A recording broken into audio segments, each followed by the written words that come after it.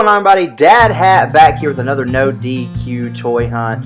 Today we are in Mount Pleasant, North Carolina, and we're at the White Owl Antiques. And from the get-go, you can see we found some treasure. That's right. This is the first thing that you see when you walk into this antique mall. My wife knew about this place. She didn't know there was going to be any wrestling memorabilia, but we got here, and this is the first thing you see when you walk in. It is a giant booth full of signed autographs, signed memorabilia, title belts, loose figures, signed figures, autographs. Love the Jake the Snake jacket that's signed. There's a signed Sting mask in there. The Slim Jim container for Macho Man. You'll see here in a second we've got books and we've got figures, like I said, bobbleheads, Funko Pop stuff, signed boots, autographs.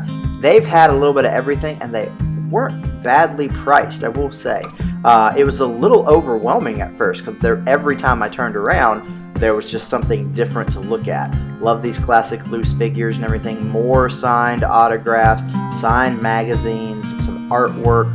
Really just cool stuff. And this is the first thing that I see when I walk in. This to me was my favorite thing though. A signed guitar by the Honky Tonk Man. Super cool.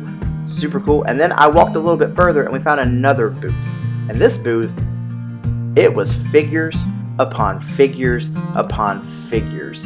And this is just one of the small little end caps. It was a tight squeeze to get in here. But as you can see, whole wall of nothing but figures. And they weren't organized the best, because like I had to dig through to look, because nothing what was in front, it wasn't the same figure right behind it.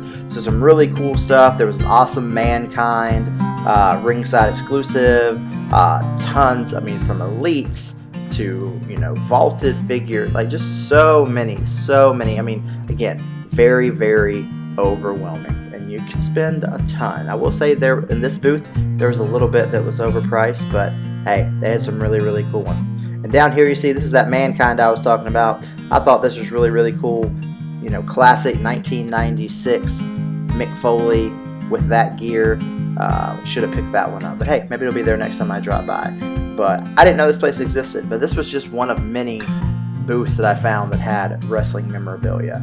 And you see in there's figures with old WWF logos, so they've got stuff from modern times as well as back in the Attitude Era and the 80s. But we had that first big booth, we had the second booth. They also had a ton of DVDs here, some wrestling, some not. Here's a good chunk. Ooh, as I pass it, little Austin figure, little MVP. Sorry guys, I was just a little bit of the bubbly, little bit of everything, and I was just trying to take everything in and film and look at the exact same time. Like I said, there's a Sting, a Darby. They had everything.